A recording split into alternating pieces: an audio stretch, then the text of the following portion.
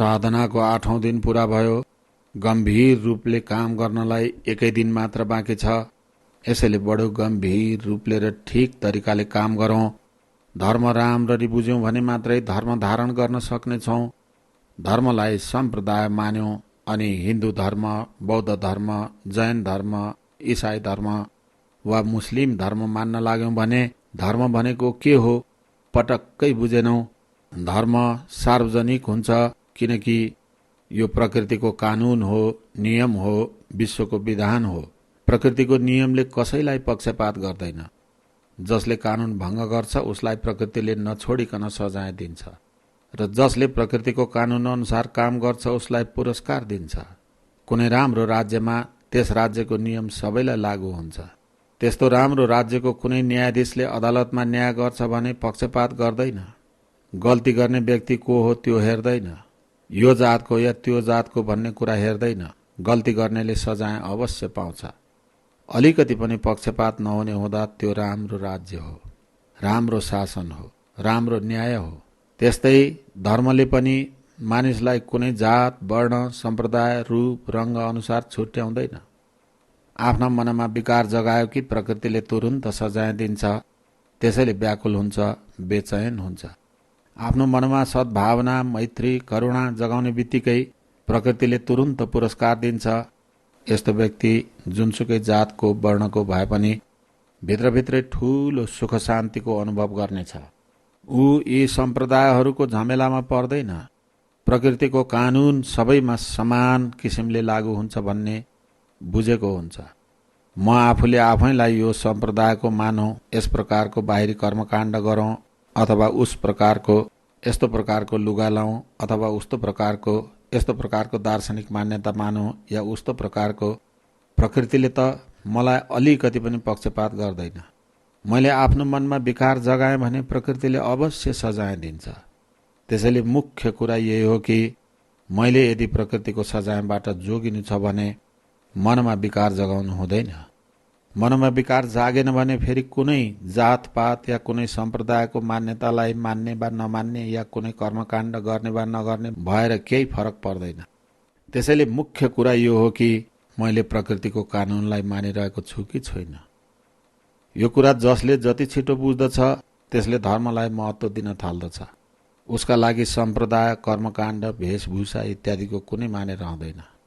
उसका लागि यी किसिम किसिमका दार्शनिक मान्यताहरूको पनि केही मतलब हुँदैन।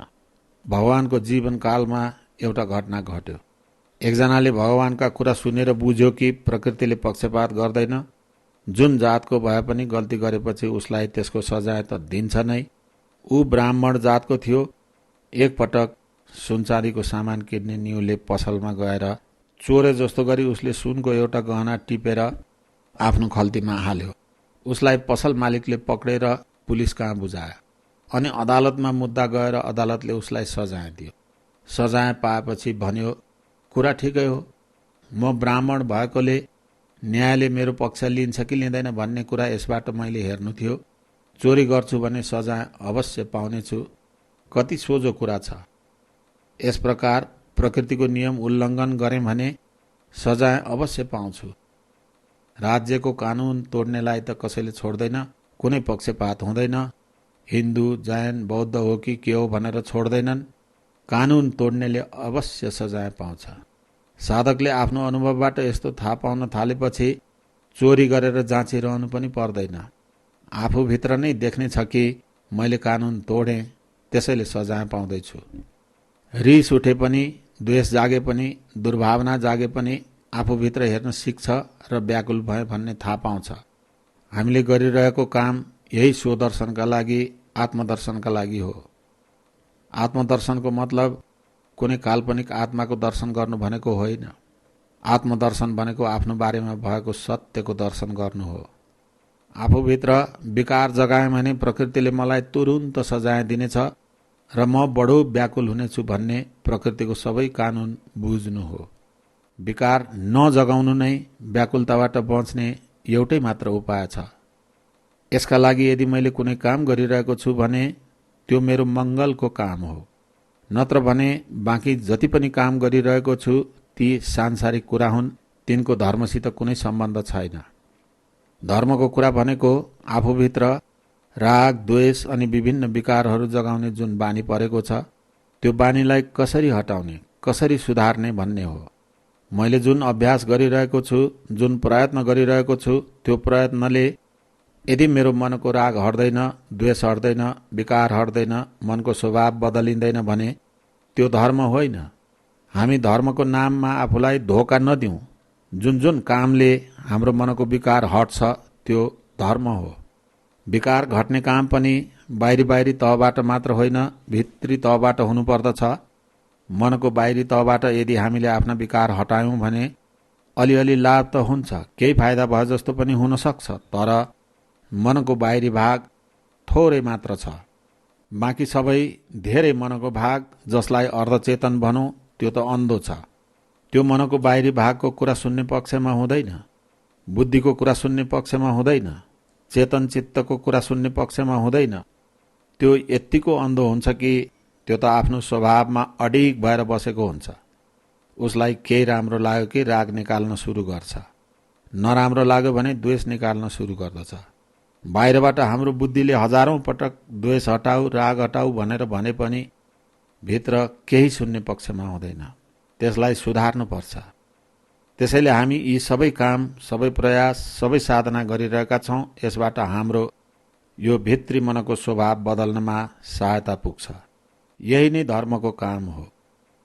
यो हामीलाई दुःखबाट बाहिर निकाल्ने बाटो हो, हाम्रो मुक्तिको बाटो हो। यहाँ हामी यही काम गर्न आएका हौं। हामीले बडो राम्रोसँग बुझ्नुपर्छ कि यहाँ हामी आफ्नो भित्री मनलाई बदल्ने काम गरिरहेका छौं। मनको स्वभावलाई बदल्न सकेनौं भने दुःखको संग्रह हुँदै गइरहन्छ। हरेक क्षण दुःखको संग्रह हुँदै रहन्छ। बाहिरबाट हामीले आफ्नो चेतन चित्तलाई अनेक किसिमका मनोरञ्जनमा भुलाइराखेर आफूले आफैलाई धोका दिइरहन्छौं। यो मनोरञ्जनमा, त्यो मनोरञ्जनमा, केही क्षण यसमा, केही क्षण त्यसमा भुलाइराखेर ठान्दछौं कि हामी बडो खुसी छौं, बडो प्रसन्न छौं। तर भित्री मनको गहिराईमा भने तनावै तनाव, चिन्तै चिन्ता, व्याकुलता नै व्याकुलता हुन्छ र त्यो व्याकुलता बढ्दै गइरहेको हुन्छ। प्रकृतिका नियम अनुसार यदि हाम्रा भित्री मनका गहिराईको भागलाई सुधार्न सकिएन भने हाम्रा दुःख घट्नुको साटो बढ्दै जानेछन्। जहाँ हामीले मनको भित्री गहिराईको भागलाई सुधार्न सुरु गर्छौं त्यहाँ हाम्रा दुःख घट्दै जान्छन्।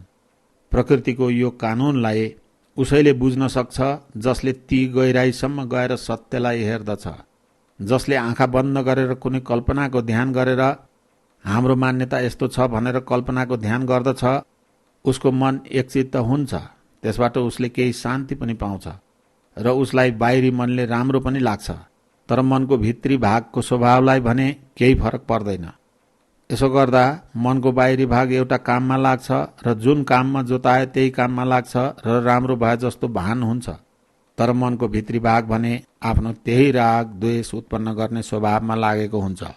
उस्तै प्रकारले राग गर्छ, द्वेष गर्छ, तनाव उत्पन्न गर्छ र उसरी नै व्याकुल हुँदै गइरहन्छ। मनको गहिराईसम्म जो जान्छ, सबै दार्शनिक मान्यतालाई एकातिर राखेर एउटा वैज्ञानिकले जस्तै सत्यलाई स्वीकार गरेर सत्यलाई टुक्रा पार्दै, विभाजन गर्दै, विश्लेषण गर्दै गहिराईसम्मका सत्यहरूलाई थाहा पाउँदै गयो भने प्रकृतिका सबै सत्य खुल्दै जानेछन्। यस्तो अवस्थामा जो पुगे उनीहरूले यो कुरालाई राम्ररी थाहा पाए। थोरै शब्दमा प्रकृतिको रहस्य, प्रकृतिको कानून, धर्म, रीत राम्ररी बुझाए। अनिच्चावत संखार उत्पादभयधम्मिनो उपज्जित्वा निरुद्धन्ति तेषं विपशमो सुखो। के भने अनिच्चावत संखार, साँच्चै सबै संस्कारहरू अनित्य छन्। अनित्य नै छन्। उत्पन्न हुनु, नष्ट हुनु, उत्पन्न हुनु, नष्ट हुनु यिनको स्वभाव हो। उत्पादवय, उत्पत्ति हुनु र क्षय हुँदै जानु। उत्पादवय धम्मिनो, यही यिनको खास धर्म हो। इन्द्रिय क्षेत्रभन्दा पारीको जुन सत्य हो त्यो नित्य छ। तर एउटा कुरा भने इन्द्रिय क्षेत्रको पनि नित्य छ। के नित्य छ? यो सबै अनित्यपन र यसको परिवर्तनशील स्वभाव जुन छ त्यो नित्य छ। यो स्वभाव जहिले पनि यस्तै रहन्छ। सम्पूर्ण शरीर, सम्पूर्ण चित्त उत्पत्ति हुन्छ, नष्ट हुन्छ। यो स्वभाव नित्य छ, यो बदलिँदैन। यसैलाई हेर्नु छ।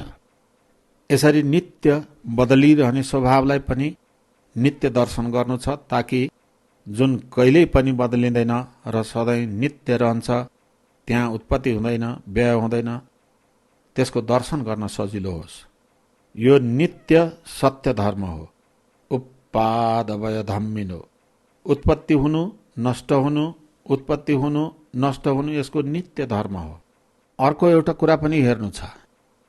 साधक धेरै गहिराईमा गएर काम गर्न थालेपछि थाहा पाउँछ कि जुन उत्पत्ति हुन्छ, नष्ट हुन्छ र फेरि उत्पत्ति हुँदा पहिले जे थियो त्योभन्दा बढी संग्रह भएर उत्पत्ति हुन्छ।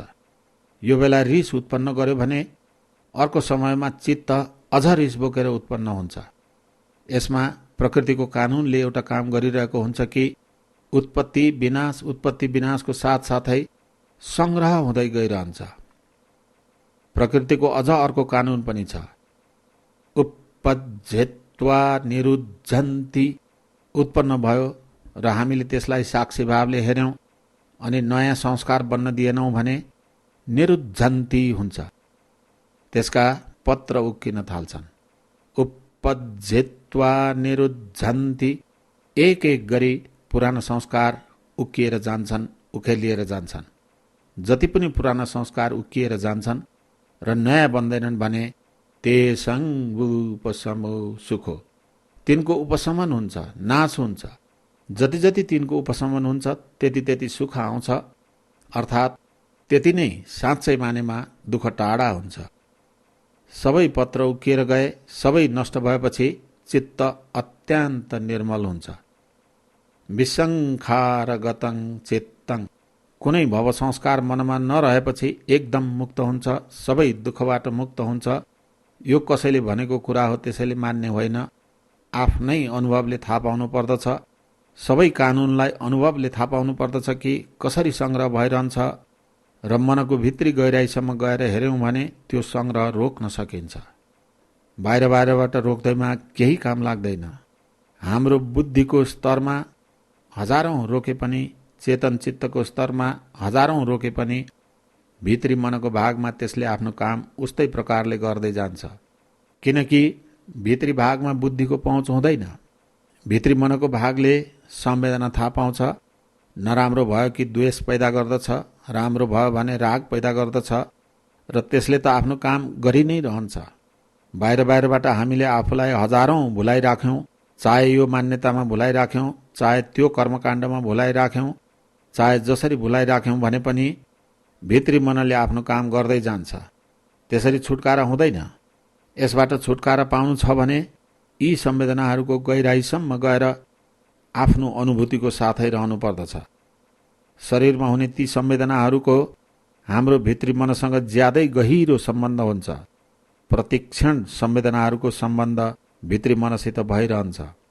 प्रतिक्षण शरीरमा जहाँ जहाँ ज्यान छ संवेदना भइरहन्छन् र ती संवेदनाहरूप्रति सजगता अपनाउनु पर्दछ।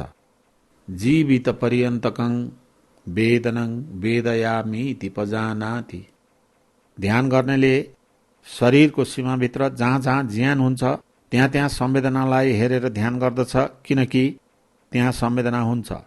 जुन भागमा ज्यान हुँदैन, जस्तै रौँ, नङ आदि, ती भागलाई काटिदिँदा पनि त्यहाँ संवेदना हुँदैन। तर जहाँ जहाँ जीवन छ त्यहाँ संवेदना हुन्छ। जहाँ जहाँ संवेदना हुन्छ त्यहाँ त्यहाँ भित्री मनले त्यसलाई अनुभव गर्दछ। केवल अनुभव गर्ने मात्र होइन, ती संवेदनाहरूप्रति राग या द्वेषको प्रतिक्रिया पनि गर्दछ। त्यसैले जहाँ जहाँ जीवनको कारणले संवेदना हुन्छ त्यहाँ त्यहाँ हाम्रो चेतन चित्तले त्यसलाई थाहा पाउनु पर्दछ र थाहा पाएर समतामा रह्यौं भने चेतन चित्त र अचेतन चित्तको बीचमा कुनै फरक रहँदैन।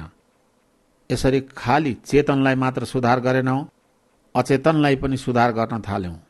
अचेतनको भित्री गहिराईसम्म आफ्नो मनलाई सुधार्न अचेतन अवस्थाको संवेदना चाल पाएर समता कायम गर्यौं भने मात्र सम्भव हुन्छ। समतामा स्थापित रहनाले प्रकृतिको दोस्रो कानुनले काम गर्न सुरु गर्दछ। उपज्यत्वा निरुद्धन्ति, तेसङ रूपसमो सुखो। एउटा उदाहरणबाट बुझौँ। पहिले यो बुझौँ कि यो सङ्ग्रह हुने काम कसरी हुन्छ। एउटा सानो बरको बिउ उब्जाउ हुने राम्रो जमिनमा रोपियो। त्यसबाट एउटा बरको बिरुवा उम्रिन्छ। सानो बिरुवा बढेर ठुलो रुख भई फल लाग्न थाल्छन्। हरेक याममा हजारौं लाखौं फल दिन्छ र हरेक वर्ष दिँदै जान्छ। यस्तो रुखको धेरै आयु हुन्छ। सयौं वर्षसम्म यो जीवित रहन्छ। बिउ एउटा मात्र रोपेको भए पनि कति धेरै फल संग्रह भइरहन्छन्। एउटा मात्र बिउले पनि कति धेरै फल दिन्छ। तर जतिसुकै लामो आयु भए पनि समय आएपछि रुख बुढो हुन्छ, फल लाग्न बन्द हुन्छ, मर्छ, सुक्छ र ढल्छ। एउटा बिउ रोपेको थियो र त्यसबाट यति फल आयो के अब कुरा यहीँ खत्तम भयो त? खत्तम हुँदैन। यो संग्रहको काम त चलि नै रहन्छ। रुख मात्र मरेर गयो। कसरी संग्रह चलिरहन्छ यसलाई बुझौँ। जुन एउटा बिउ रोपिएको थियो, यसैले गर्दा एउटा बिरुवा उम्रियो, बढेर रुख भयो, फुल्यो, फल्यो। ती फलहरूमा पनि एउटा या धेरै बिउहरू लाग्छन्। हरेक बिउहरू उही प्रकृतिका हुन्छन्। हरेक बिउ जमिनमा रोपेमा त्यसबाट एउटा उस्तै रुख तयार हुन्छ। एउटा बिउबाट एउटा रुख निस्किन्छ। तिनमा जति फल लाग्छन् सबै फलमा बिउ हुन्छन्। ती एक बिउबाट फेरि एउटा रुख निस्किन्छन्। हेर त, बढ्दै बढ्दै असङ्ख्य भयो होइन? ठीक यसरी नै प्रकृतिको नियमले पनि हामीभित्र काम गर्दछ। हाम्रो चित्तधारामा हामीले एउटा संस्कार बनायौँ भने एउटा संस्कारको बिउ रोपिन्छ। अज्ञान अवस्थामा, अबोध अवस्थामा, अविद्याको अवस्थामा बेहोसीले गर्दा यो संस्कारको बिउ रोपिन्छ। बेहोसीमा नै यस्तो बिउ रोपिन्छ। नत्र भने आफूभित्र दुःखको बिउ कसैले किन रोप्ला? बिउ त एउटा रोपियो, तर बरको बिउ जस्तै यसको संग्रह जन्म जन्मान्तरसम्म हुँदै जान्छ। यस्तो संग्रहलाई कसरी रोक्ने? प्रकृतिको एउटा अर्को नियम छ, जस अनुसार नयाँ संग्रह गर्न बन्द गर्यो भने पुरानो संग्रहित संस्कार आफै उखेलिन थाल्छन्। यसरी उत्पादवय धम्मिनो हुन्छ। कसरी प्रकृतिको यो नियम आफूमा लागू गराउने? प्रकृतिको कानुनले कसरी काम गर्छ? मनको त्यो गहिराईसम्म गयौँ भने काम गर्ला। त्यसैले संयम गर, मनलाई बसमा राख भनेर भनियो। आजकल पनि मन बसमा राख्ने काम कसैले सुरु गर्छ भने पहिले स्थूल अवस्थामा नै गर्दछ। चक्षुना सम्बरो साधु, साधु सोतेन सम्बरो, जिह्वाय सम्बरो साधु, साधु घाणेन सम्बरो, कायेन सम्बरो साधु, साधु वाचाय सम्बरो, मनसा सम्बरो साधु, साधु सब्बथ सम्बरो, सब्बथ सम्बुतो भिक्षु, सब्ब दुःख पमुच्चति। आँखालाई बसमा राख्नु ज्यादै राम्रो कुरा हो। कानलाई बसमा राख्नु ज्यादै राम्रो हो। यस्तै प्रकार नाकलाई, जिब्रोलाई, शरीरलाई, बोलीलाई बसमा राख्नु पर्दछ। तर यी सबैभन्दा श्रेष्ठ कुरा मनलाई बसमा राख्नु हो। मनको पनि खाली बाहिरी भागलाई मात्र बसमा राख्नु होइन, भित्री मनको गहिराईसम्म बसमा राख्नु पर्दछ। भित्री मनको गहिराईसम्म बसमा राख्नाले मात्र विकारका पत्रहरू उक्किन थाल्छन्। पुराना संस्कार उखेलिएर बाहिर आएर निर्मूल हुन थाल्छन्। मनको सबै भागलाई बसमा राख्नाले सबै दुःखहरूबाट छुटकारा पाइन्छ। कसरी हाम्रा पुराना संस्कार उक्किँदै निस्किएर समाप्त हुन्छन्? कसरी भित्री मनको गहिराईमा नियन्त्रण गर्नाले हाम्रा दुःखहरू जान्छन्? यस कुरालाई एउटा कहानीद्वारा बुझाइयो।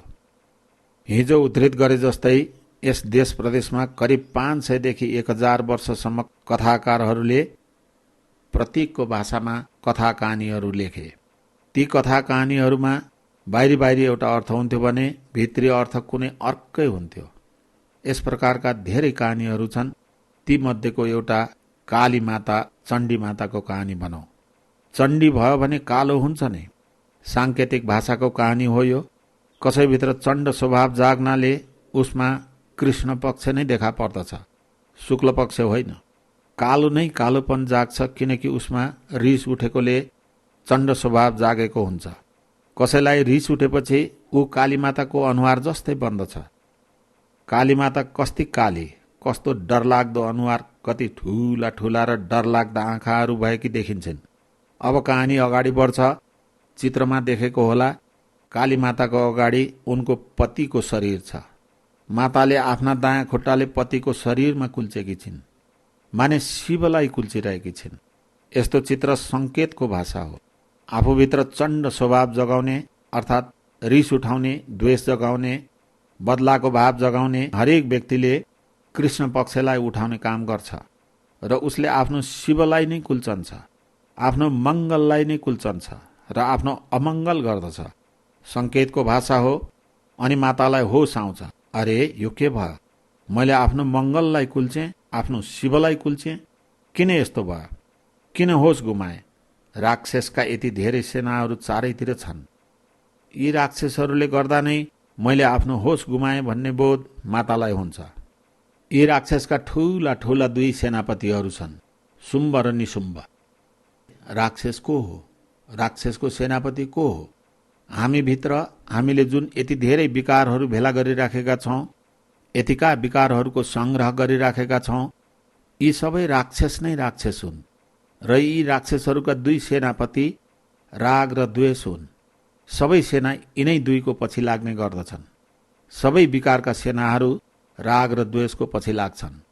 यिनकै कारण माताले होस गुमाइन्। यिनीहरूलाई सिद्ध्याउनु पर्छ। अब कहानी अझ अगाडि बढ्छ। माताको चित्रमा देखेको होला, उनका धेरै हातहरू छन् अनि ती हरेक हातमा कुनै न कुनै हतियार छ। तलवार छ कि भाला छ कि कुनै न कुनै अस्त्र छ। माताले ती हतियारद्वारा राक्षसलाई हान्छिन्। जुन राक्षसलाई हान्छिन् उसको शरीरबाट रगत निस्किन्छ। उसको शरीरको एक थोपो मात्र पनि रगत जमिनमा खस्यो कि नयाँ राक्षस उत्पन्न हुन्छ। त्यो नयाँ राक्षसको पनि उस्तै स्वभाव छ। उसलाई पनि हतियारले हान्दा उसको शरीरबाट रगत निस्किन्छ र एक थोपो मात्र रगत जमिनमा खस्नासाथ फेरि उस्तै नयाँ राक्षस खडा हुन्छ। यसरी त्यो राक्षस असङ्ख्य हुन्छ, रक्तबीज हुन्छ अनि बढ्दै गइरहन्छ। अब के गर्ने? मातालाई होस आउँछ। कुरा बुझ्दछिन् कि यी राक्षसहरूको शरीरको रगतको हरेक थोपामा नयाँ राक्षसको बीज छ। तर ती नयाँ राक्षस तब मात्र उत्पन्न हुन्छन् जब रगतका थोपाहरू जमिनमा पर्दछन्। जबसम्म थोपा जमिनमा पर्दैनन् तबसम्म नयाँ राक्षस बन्दैनन्। कालीमाताको चित्रमा देखेको होला, कति लामो जिब्रो निकालिराखेको र रगत चाटिराखेको हुन्छ। माताले अस्त्रले राक्षसलाई हान्छिन् अनि रगत आउन साथ जिब्रोले चाट्छिन्। एक थोपो रगत पनि जमिनमा पर्न दिँदै दिन्नन्। एक थोपो पनि जमिनमा खसेन भने संग्रह हुने भएन। यसरी जिब्रोले मात्र कहिलेसम्म चाट्ने, कति चाट्ने? कहानीको कुरा हो यो। कथा लेख्नेले अर्को एउटा कुरा जोडिदिए। कालीमाताको हातमा कहिल्यै भरेर नसकिने खप्पर दिइयो। अब माताले राक्षसलाई हान्छिन्, रगत आयो कि जिब्रोले चाट्ने जति चाट्छिन् र बाँकी खप्परमा थाप्छिन्। यसरी राक्षसका सबै सेनाहरू समाप्त पार्दछिन्। साङ्केतिक भाषामा यो प्रज्ञाको जिब्रो हो, प्रज्ञाको खप्पर हो।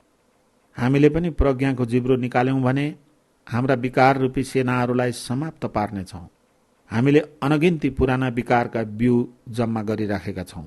ती बिउ फल लिएर आउँछन्। ती फलमा पनि बिउ अवश्य हुन्छ, तर त्यसलाई हामीले मलिलो जमिन दिएनौँ र रुखो ढुङ्गा भएको जमिनमा फ्याँकिदियौँ भने त्यसबाट बिरुवा नै उम्रदैन अनि त नयाँ फल फल्ने पनि कुरै भएन। हाम्रो बेहोसीले गर्दा पूर्व दुष्कर्महरूको कारणले जुन फल आउँछ, त्यस फलका साथमा जुन बिउ आउँछ, त्यसलाई हामी राम्रो र झन उब्जाउ जमिन दिइरहन्छौँ। हे मेरा दुःख, तिमी फल फुल भनेर त्यसमा प्रशस्त मल पानी हालिरहन्छौँ अनि दुःख बढ्दै रहने भयो। कालीमातालाई होस आएपछि प्रज्ञा जाग्छ। प्रज्ञा जागेपछि उनै काली, उनै चण्डी अब तारा बन्छिन्, दुर्गा बन्छिन्। आफ्ना सबै दुष्कर्मबाट आफूले आफैलाई मुक्त गर्ने काम गर्छिन्। सबै संस्कारहरूबाट आफैलाई मुक्त पार्ने काम गर्छिन्। सबै विकारहरूबाट मुक्त गर्ने काम बडो गाह्रो छ। बाटो कठिन छ। त्यो अप्ठ्यारो बाटोमा लागेर मुक्त भइन् अनि त पूज्य भइन्। मानिसहरूले उनलाई पूजा गर्न लागे, तर समय पाएर मानिसहरूले यी कुरा बिर्से। भित्री अर्थको अनर्थ हुन लाग्यो। अब त मानिसहरूले बाहिरी अर्थलाई मात्र हेर्छन्, भित्री अर्थ त कसैलाई थाहा छैन। कालीमाताको रगत लागेको लामो जिब्रो देखेर मानिसहरूले मातालाई रगतकी प्यासी ठान्दछन् र उल्टै राँगा बोका चढाउँछन्, नत्र भने यिनले हामीलाई खान्छन् भन्ठान्छन्। अब होसै रहेन। कहानीबाट ग्रहण गर्नुपर्ने मुख्य कुरा यो थियो कि आफैले आफ्नो प्रज्ञा जगाएर जुन सङ्ग्रहको काम भइरहेको छ त्यसलाई रोक्नु पर्दछ। जबसम्म हामी सङ्ग्रह गर्दै जान्छौँ तबसम्म हाम्रा दुःखहरू बढी नै रहन्छन्। हरेक विकारको सङ्ग्रह भनेको हाम्रो दुःखको नै सङ्ग्रह हो। कसरी सङ्ग्रह हुनलाई बन्द गर्न सकिन्छ अनि कसरी पुराना संस्कार निस्कन्छन्, यो साधनाद्वारा साधकलाई कुरा बुझ्न धेरै समय लाग्दैन कि शरीरमा संवेदनाद्वारा आफ्नो मनलाई सुधार गर्यो भने भित्री मनको गहिराईसम्म सुधार हुन्छ र नयाँ संस्कार बन्न पाउँदैन अनि सङ्ग्रह हुन बन्द हुन्छ। पुरानो स्वभावको कारणले हामीले आफ्नो हालत यस्तो बनाइराखेका छौँ कि हामीले आफूभित्र भरिएको पेट्रोलको ट्याङ्की बोकेर हिँडिरहेका छौँ। यस्तो भरिएको पेट्रोल ट्याङ्की छ कि बाहिरबाट आउने आगोको एउटा झिल्कोले पनि यो पेट्रोलको ट्याङ्कीमा लाग्न साथ आफै विस्फोट भएर हजारौं नयाँ झिल्काहरू पैदा गर्दछौँ र यस पेट्रोलको ट्याङ्कीमा बजार छौँ। हामी बेहोसीमा नयाँ आगाका झिल्काहरू पैदा गर्दछौँ। ती एक एक झिल्काहरूले हामीमा लाखौं करोडौं अरू झिल्काहरू उत्पन्न गर्दछन्। तैपनि यही गर्दै जान्छौँ। प्रज्ञा जागेपछि, होस जागेपछि, साधनाले यति गहिराईसम्म जान लागेपछि यो पेट्रोलको ट्याङ्की रित्तिन थाल्छ। हुँदा हुँदा कति पनि पेट्रोल रहँदैन। तैपनि झिल्काहरू त आइरहन्छन्। पुराना कर्महरू हामीले जति गरेका थियौँ त्यसको फल झिल्काको रूपमा हामीलाई आउने नै छ। तर त्यसलाई हामीले कुनै नयाँ बल्ने शक्ति दिएनौँ, पेट्रोलको ऊर्जा दिएनौँ भने आफूसित जति बल्ने शक्ति लिएर आएको हुन्छ त्यति नै बलेर खत्तम हुन्छ। अझै प्रज्ञामा अगाडि बढ्यौँ भने, स्थितप्रज्ञ भयौँ भने चित्त निर्मल हुँदा हुँदा यति निर्मल हुन थाल्छ कि एकदमै मैत्रीले भरिनेछ, करुणाले भरिनेछ अनि पेट्रोलको ट्याङ्की रित्याएर पेट्रोलको साटो चिसो पानीले भरिएको जस्तो हुनेछ। अब आओस् न कुनै झिल्को, आफूसँग जति बल्ने शक्ति लिएर आएको हुन्छ त्यति पनि बल्न पाउने छैन, किनभने त्यो चिसो पानी छुना साथ त्यो निभ्नेछ। झिल्काले कति पनि हामीलाई जलाउन पाउने छैन। यस विद्याद्वारा आफूभित्रको पेट्रोल खाली गर्न सकिन्छ। सदा सङ्ग्रह गर्ने जुन स्वभाव छ त्यसलाई रोक्न सकिन्छ। नयाँ सङ्ग्रह गर्ने स्वभाव रोक्न साथ आफै पुराना सङ्ग्रहित संस्कार समाप्त हुँदै जान्छन्। यो कुरा खाली बुद्धिले मात्र थाहा पाएर काम लाग्दैन। बुद्धिले त मानिसले धेरै कुरा बुझेका हुन्छन् कि आगो लाग्यो भने आफ्नो दमकल तयार पारिराख्नु पर्दछ र तुरुन्तै आगो निभाउनु पर्दछ, नत्र भने त्यो आगो बढ्दै बढ्दै धेरै नोक्सान गर्न सक्छ। यसरी बुद्धिले बुझे पनि जब आगो लाग्छ त्यति बेला दमकललाई बिर्सिन्छौँ, पानीको पम्प चलाउन बिर्सन्छौँ र पेट्रोलकै पम्प खोल्छौँ अनि आफू पनि जल्छौँ र अरूलाई पनि जलाउँछौँ। जीवनभरि मानिसले यसै गर्छन्।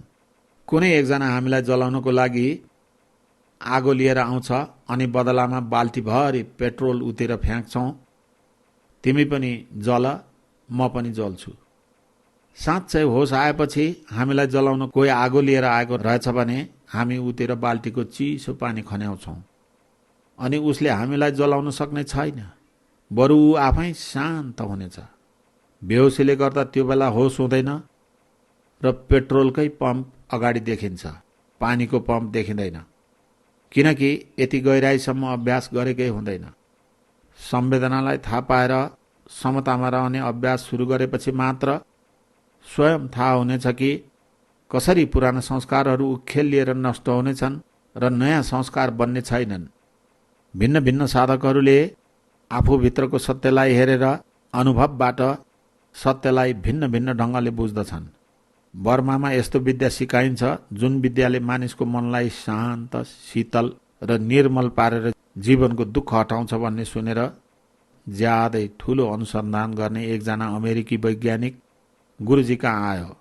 गुरुजीले उसलाई योग्य पात्र ठहर्याउनु भयो। यति टाढाबाट आएको छ, 10 दिनमै उसले यो विद्या पूरा सिक्न सक्दैन भन्ने ठानी उसलाई 1 महिनाको शिविर दिइयो। योग्य पात्र भएकोले अवश्य गर्न सक्ला भनेर दिनुभयो, नत्र नयाँ साधकलाई हत्तपत्त 1 महिनाको शिविर दिइँदैनथ्यो। 10 दिनको आनापान गरेपछि विपसना पायो र विपसना पाएपछि उसमा ठूलो प्रतिक्रिया हुन थाल्यो र उफ्रन थाल्यो। आफ्नो आसनबाट 6 इन्च जति माथि उफ्रन्थ्यो। यस्तो देखेर गुरुजी मुस्कुराउनुहुन्थ्यो र भन्नुहुन्थ्यो कि हुन देऊ, उसलाई जे हुन्छ हुन देऊ। उसले ध्यान गर्ने शून्यागारमा ऊ के गर्दैछ भनी एक दिन मलाई गुरुजीले पठाउनु भयो। शून्यागारको ढोकाको प्वालबाट मैले उसलाई भित्र देखेँ कि ऊ आफ्ना टाउकोले टेकी दुवै गोडा माथि पारेर उभिएको थियो र उसको पुरै शरीर कामिरहेको थियो। उसलाई त भूत लागे जस्तो भएको छ भनेर गुरुजीलाई सबै कुरा बताएँ। अनि गुरुजीले भन्नुभयो, ठिक छ, जे हुन्छ हुन देऊ, निस्किन देऊ, यसले धेरै जम्मा गरिराखेको छ। पछि थाहा भयो कि ऊ अन्तरिक्ष यान उद्योगको ठूलो वैज्ञानिक रहेछ। उसले अणुबम राखेर एक महादेशबाट अर्को महादेशमा हान्ने क्षेप्यास्त्रको नमुना बनाएको रहेछ। गुरुजीले भन्नुभयो, यस्तो नरकको आगो निकाल्ने, जसबाट कयौं मानिसको विनाश हुन सक्ने शस्त्रास्त्र बनाउने कर्म गर्ने मानिसको संस्कार यसरी नै निस्कन्छ। केही दिनमा शान्त भयो। अनि गुरुजीले भन्नुभयो, तिमीलाई राम्रो भयो, तिम्रो कल्याण भयो, फुटेर केही विकार निस्के। अनि उसले गुरुजीलाई भन्यो, तपाईँ यसो नभन्नुहोस्, तपाईँले भनेको कुरा मेरो लागि बाहिरी सुझाव हो। म त वैज्ञानिक हुँ, आफै खोजी गर्ने अनुसन्धानकर्ता हुँ। कसैले भनेको कुरा त्यत्तिकै मान्दिन।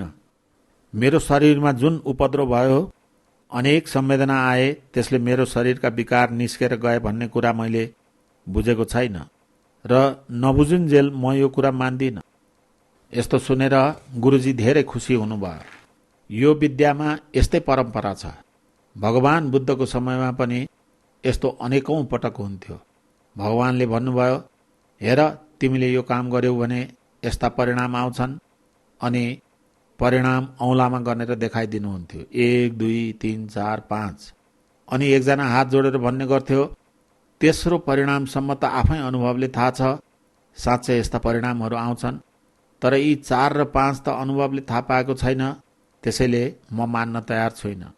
यस्तो सुनेर भगवानले साधु साधु साधु, तिम्रो मङ्गल होस् भन्नुहुन्थ्यो। 4 र 5 पनि आफ्नै अनुभवले थाहा पाएपछि मात्र मान। यो त मैले आफ्नो अनुभवको कुरा भने, तिमीलाई जब अनुभव होला तब मात्र मान्नु। सत्य धर्म सिकाउनेले यसै भन्छन् कि आफ्नो अनुभवले थाहा पाऊ अनि मान। गुरुजीले पनि ज्यादै खुसी भएर भन्नुभयो, म त यही कुरा भन्छु, तिमी आफ्नो अनुभवले थाहा पाऊ अनि मान, तर काम मैले भने झैँ गर्दै जाऊ, आफै अनुभव हुनेछ। अनि उसले भन्यो, म त वैज्ञानिक हुँ, अनुसन्धान गर्न आएको हुँ, त्यसैले जस्तो बताउनुहुन्छ त्यस्तै गर्छु। त्यो वैज्ञानिक कुनै बाहिरी बुद्धिको लेप लगाएर आएको थिएन, त्यसैले भने जस्तै काम गर्दै गयो। 30 दिनपछि उसले आफूलाई धेरै हल्का र भित्रबाट शान्त भएको अनुभव गर्यो। जाने बेलामा उसले गुरुजीलाई भन्यो, मलाई ज्यादै राम्रो भयो, तर शरीरमा जुन संवेदनाहरू अनुभव भए तिनले मेरो मनका विकारहरू कसरी निस्के भनेर अझै कुरा बुझेको छुइनँ। मनका विकारसँग शरीरको सम्बन्धका बारेमा म अझै अनभिज्ञ छु। गुरुजीले मुस्कुराएर भन्नुभयो, पछि गएर बिस्तारै थाहा पाउनेछौ, काम गर्दै जाऊ। ऊ घर गयो र 1-2 महिनापछि उसले चिठी लेख्यो कि मेरो जीवनमा ज्यादै परिवर्तन आयो, ज्यादै रक्सी खान्थेँ, त्यो छुट्यो, ज्यादै रिसा मानिस थिएँ, पत्नीसँग पनि सम्बन्ध बिग्रेको थियो, तर अहिले सबै बदलियो, मेरो सबै संसारै बदलियो। यति सुख शान्तिको जीवन भयो, तर अझै पनि शरीरका संवेदनाहरूसित मनका विकारहरूको के सम्बन्ध छ भन्ने कुरा बुझेको छुइनँ। विकार कसरी निस्किए मैले जान्नु छ। 2-3 वर्षपछि फेरि एकचोटि आयो। शरीरका विकारहरू कसरी निस्किन्छन् अब वैज्ञानिकले जस्तै अनुसन्धान गर्नेछु भनी आयो। गुरुजीले 1.5 महिना काम गर्न लगाउनु भयो। यो साधनाको पुरानो परम्परा अनुसार 7 सप्ताहको शिविर लगाइन्थ्यो, तर नयाँ युगमा सबैलाई बढी दौडधुप हुने हुनाले 7 सप्ताहको लागि समय कोसँग छ र? त्यसैले घटाएर 1 महिना गराइयो। अझ नयाँ युग आयो, मानिसलाई 1 महिना पनि फुर्सद निकाल्न गाह्रो हुन थाल्यो। अनि 15 दिन 10 दिन गरेर हेरियो। 10 दिन गर्दा अलिकति रूपरेखा प्राप्त हुन्छ। योभन्दा पनि कम 7 दिनको शिविर गरेर हेरियो, तर त्यसबाट साधकले केही प्राप्त गर्न सकेनन्। त्यसैले यो नियम बनाइयो कि 10 दिनभन्दा कमको शिविर हुनु हुँदैन। 10 दिनमा पनि खाली रूपरेखा मात्र समात्न सकिन्छ। 1.5 महिनाको शिविर गर्यो भने मात्र पूरा मात्रामा कुरा बुझिन्छ। यसैले गुरुजीले 1.5 महिनाको शिविर दिनुभयो। 15 दिनको आनापान र त्यसपछि विपस्सना। उसले खुब मेहनतले काम गर्यो अनि धेरै कुरा प्राप्त गरेर घर फर्कियो। घर फर्केपछि पुराना विकार कसरी निस्किन्छन् भन्ने कुरा बुझे भनी गुरुजीलाई चिठी लेख्यो। ऊ ठूलो धातुविज्ञ थियो। अमेरिकाबाट चन्द्रमामा सुरुको अन्तरिक्ष यानको जुन नमुना पठाइयो त्यो उसैले बनाएको थियो। ऊ धातुविज्ञ अर्थात् धातु विज्ञानको ज्यादै ठूलो वैज्ञानिक थियो। धातुलाई कसरी शुद्ध पार्ने भन्ने उसको दिनरातको काम थियो। धातुलाई तताएर त्यसबाट बेजातीय पदार्थ छुट्याउने काम ऊ सधैँ गर्दथ्यो। कुनै धातु विशेषमा विजातीय परमाणुको मात्रा नहुने गरी शुद्ध पार्नु छ भने शुद्ध धातु पगालेर एउटा डन्डी बनाइन्छ। फेरि शुद्ध धातुको मुन्द्रो बनाएर त्यसलाई डन्डीमा कैयौं पटक घुमाइन्छ। यसो गर्दा त्यो डन्डीबाट 1 अरबमा 1 अणु 1 परमाणु कण मात्र पनि विजातीय पदार्थ छ भने अदृश्य रूपले निस्कन्छ, त्यसमा रहँदैन र त्यो डन्डीलाई एकदम शुद्ध पारिदिन्छ। भगवान बुद्धले यो विद्या पत्ता लगाएछन्। यस्तो शुद्ध मुन्द्रो, चित्तको मुन्द्रोले शरीरको चक्कर लगाउँछ। माथिबाट तल, तलबाट माथि सबै विकारहरू निकालिदिन्छ। यो उसले बुझ्ने कुरा भयो। हरेक मानिसले आफ्नै ढङ्गले बुझ्छन्। साधारण मानिसले यी बयानमा अल्झिनु पनि आवश्यक छैन। एउटा साधारण मानिसले त आफ्नो लुगा मैलो भयो भने लुगा सफा गर्न बजारबाट साबुन किनेर ल्याउनु पर्छ र लुगा धुनु पर्दछ। बरु साबुन हो कि माटोको डल्लो हो, राम्ररी खुट्याएर ल्याउनु पर्दछ। साबुनले धोएपछि लुगाको मैलो जान्छ। मैलो कसरी गयो, त्यो साबुनमा के कस्ता रासायनिक पदार्थहरू थिए, ती पदार्थहरूले कसरी मैलो निकाले, वैज्ञानिकका लागि यी सबै अनुसन्धान गर्ने र चाख लिने कुरा हुन्। धर्म पनि सत्य भएकोले वैज्ञानिक अनुसन्धानबाट कहिल्यै डराउँदैन। मानिसहरूलाई अन्धविश्वासमा राख्ने झुट्टो या काल्पनिक कुरा भए वैज्ञानिक अनुसन्धानको सामु टिक्दैन। धर्मलाई यस्तो अनुसन्धानको कुनै डर हुँदैन।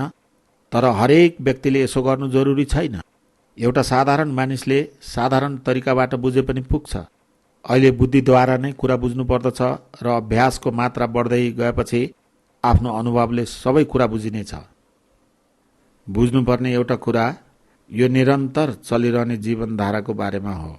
शरीर र चित्तको संयुक्त धारा नै जीवनधारा हो। उस बेलाको भाषामा यसलाई नामरूप धारा भनिन्थ्यो। एकातिर शरीर छ र शरीरको धारा चलिरहेको छ र यो सँगसँगै चित्तको धारा पनि छ। यी दुवै एकैसाथ चलिरहेका छन्, अर्थात् जीवन चलिरहेको छ।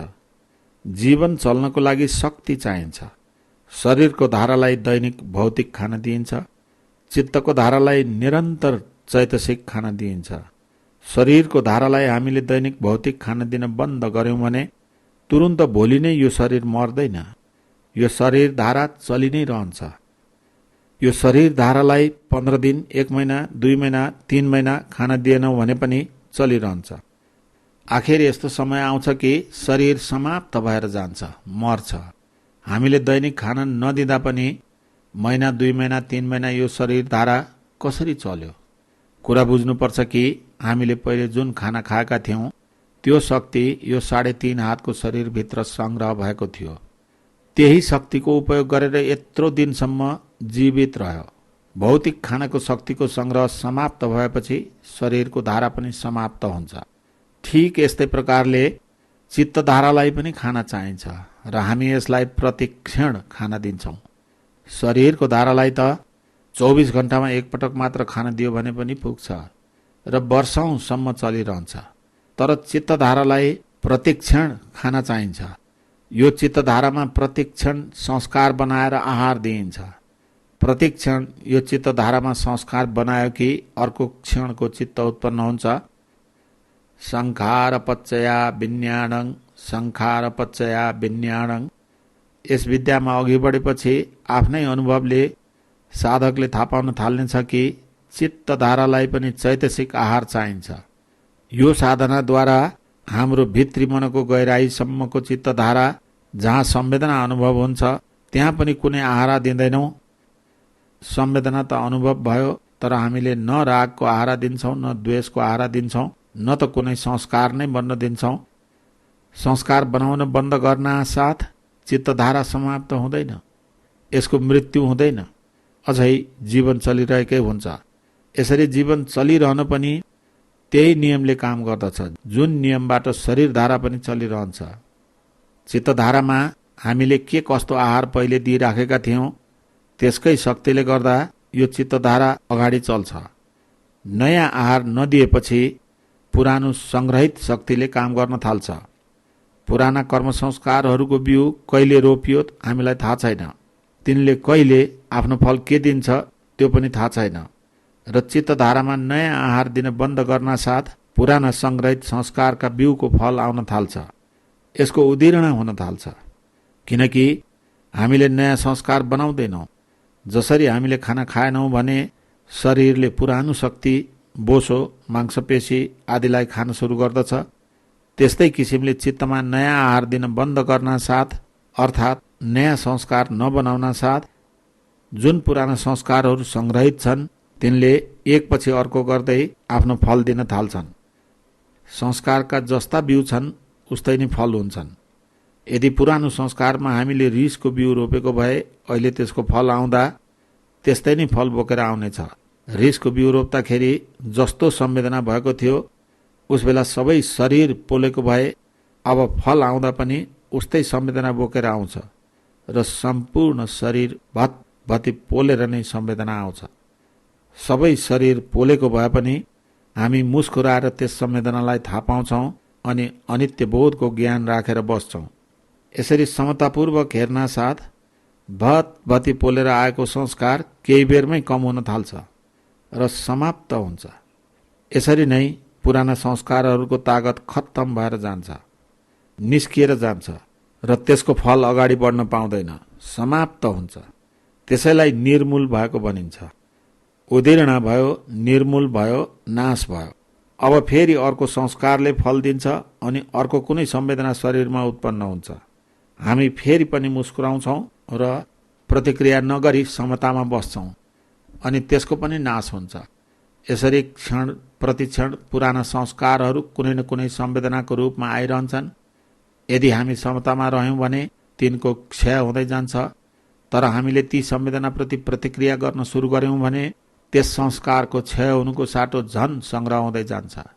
यो प्रकृतिले बनाएको नियम हो। यसलाई साधकले जति छिटो बुझ्दछ त्यति नै छिटो नयाँ संस्कार बनाउन बन्द गर्दछ। नयाँ बनाउन बन्द गरिदियो भने पुराना आफै निस्किन र नष्ट हुन थाल्छन्। उत्पन्न हुन्छन्, नष्ट हुन्छन्, उत्पन्न हुन्छन्, नष्ट हुन्छन्। बिस्तारै संवेदनाप्रति समता राख्ने हाम्रो मनको एउटा स्वभाव बन्न जान्छ। भित्री चित्त, जसलाई हामी अचेतन चित्त भन्छौँ, अन्धो छ। त्यसैले एउटा परम्परामा यस मनलाई जड भनियो। त्यो त आफ्नो स्वभावमा यस प्रकार बाँधिएको छ कि जहाँ उसलाई मन पर्ने अनुभव भयो त्यहीँ राग पैदा गर्दछ, जहाँ उसलाई मन नपर्ने भयो त्यहीँ द्वेष पैदा गर्दछ। अब मानिलिउँ कुनै कारणले हाम्रो शरीरमा अप्रिय संवेदना जाग्यो, धेरै बेर बसेको कारणले जागेको होस् या भोजनको कारणले जागेको होस् या वातावरणको कारणले जागेको होस् अथवा पुरानो कुनै कर्म संस्कारले दिएको फलको कारणले जागेको होस्, केही फरक पर्दैन। जसरी जागेको संवेदना भए पनि हामीले प्रतिक्रिया गर्यौँ भने मनको पुरानो स्वभावले आफ्नो शिर उठाउँछ। पुरानो स्वभाव यस्तो छ कि जहाँनेर अप्रिय लाग्यो त्यही द्वेष जगाउँछ अनि द्वेषको संस्कारको सम्वर्धन नै भइरहन्छ। यदि पुराना द्वेषका संस्कार उम्लिएर बाहिर आउँदा हामीले मुस्कुराएर कुनै प्रतिक्रिया नगरी अनित्य बोध जगाएर बस्यौँ भने ती उम्लिएर बाहिर आएका द्वेषका संस्कारको तागत कम हुन थाल्छ र कमजोर हुँदा हुँदा सबै समाप्त भएर जान्छन्। यसैलाई उत्पाद व्यय अर्थात् उत्पत्ति र विनाश भएको भनिन्छ। यस्तै शरीरमा प्रिय संवेदना आउँदा पनि हाम्रो मनको पुरानो स्वभावले गर्दा पुराना रागका संस्कारले शिर उठाउँछन् अनि पुराना रागका संस्कार उम्लिएर शरीरमा आउँदछन्। यतिखेर पनि हामीले मुस्कुराएर ती संवेदनाको स्वभावलाई अनुभव गरेर यो पनि अनित्य नै हो, नाशवान नै हो भन्ने होस राखेर बस्यौं र नयाँ रागको प्रतिक्रिया गरेनौं भने त्यसको शक्ति पनि कम हुन थाल्छ र हुँदा हुँदा समाप्त भएर जान्छ। अभ्यासको अनुपातमा यसरी नै पुरानो संग्रहका संस्कारहरू समाप्त हुँदै जान्छन्। साधकलाई कुनै दुःखद संवेदना आयो र उसले प्रकृतिको नियम बुझेको छैन भने अय्या मरे नि भनेर भित्रभित्र रुन्छ र प्रतिक्रिया गर्दछ। यसरी आफ्ना दुःखहरूको संग्रह गरिरहन्छ। होस जाग्यो भने ऊ मुस्कुराउन थाल्छ र अनित्य बोध राखेर उसले संवेदनालाई हेर्न थाल्छ। दुःखद संवेदना आउँदा ती दुःखद संवेदनाहरूको सहायताले आफ्ना पुराना द्वेषका संस्कारहरूलाई उम्लिन र नाश हुन दिन्छ। यसरी उम्लिएर बाहिर आउन नपाएको भए तिनीहरूको नाश हुन नै पाउँदैन थियो भन्ने होस जगाउँछ। त्यसैले ऊ बडो प्रसन्नताले त्यस्ता संवेदनाको उपयोग गर्नमा लाग्दछ। मलाई राम्रो अवसर आयो भन्ने कुरा मनमा राख्दछ र आएका दुःखद संवेदनाद्वारा आफ्ना सबै पुराना द्वेषका संस्कारलाई बाहिर निकाल्ने र नष्ट पार्ने मौकाको सदुपयोग गर्दछ। सुखद संवेदना आए पनि ऊ आफ्ना रागका सबै संस्कारहरू बाहिर निकाल्ने मौका यही हो भनेर समतामा बस्दछ। संवेदना दुःखद आए पनि सुखद आए पनि हामीले त आफ्ना पुराना सबै संस्कार निकालेर बाहिर फ्याँक्दछौँ ताकि तिनबाट हाम्रो मुक्ति होस्। यस्तो होस राख्यौं भने यो विद्या राम्रोसँग बुझेको ठहर्छ। यस्तो होस भएन भने त्यही पुरानो संग्रह गर्ने काम भइ नै रहन्छ अनि यस विद्याबाट आउनुपर्ने लाभ प्राप्त हुन सक्दैन। राम्रो लाग्यो कि खुसीले नाच्ने र त्यो समाप्त हुन साथ व्याकुल हुने अथवा नराम्रो लाग्यो कि रुने र व्याकुल हुने यो बेहोसीको स्वभाव हो। यसले खाली राग र द्वेष उत्पन्न गरिरहन्छ। यस्तो गर्नेले साधनाको नाममा जति ध्यान गरे पनि त्यसको फल पाउँदैन।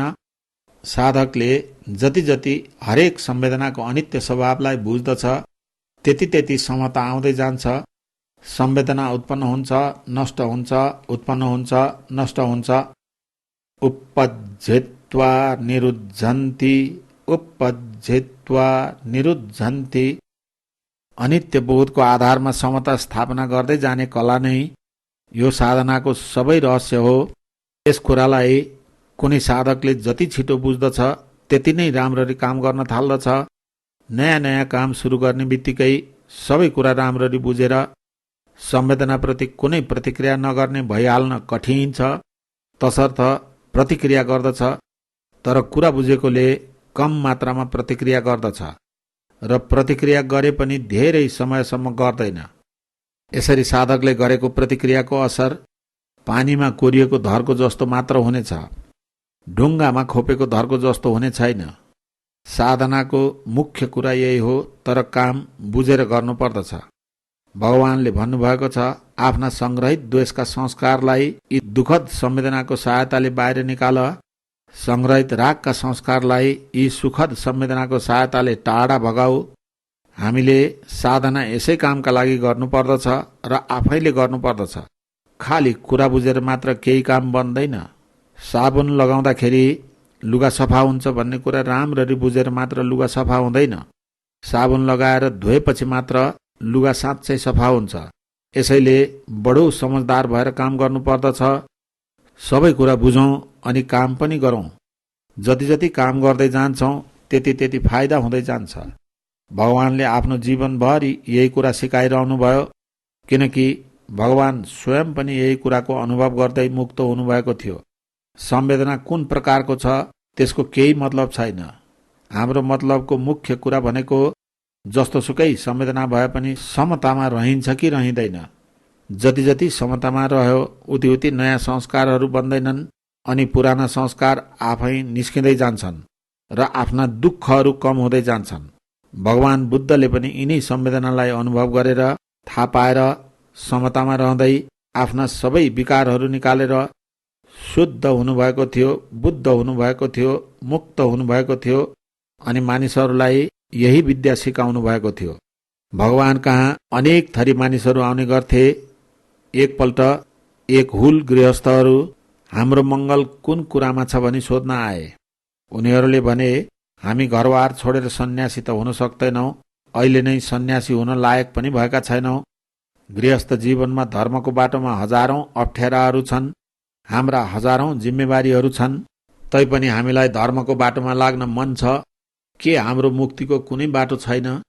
घरबार छोड्यो, सन्यासी बन्यो भने अरू कुनै जिम्मेवारी रहँदैन अनि सबै समय यसै काममा लगाउन सकिन्छ र काम गर्दा गर्दै चाँडै मुक्त हुन सकिन्छ।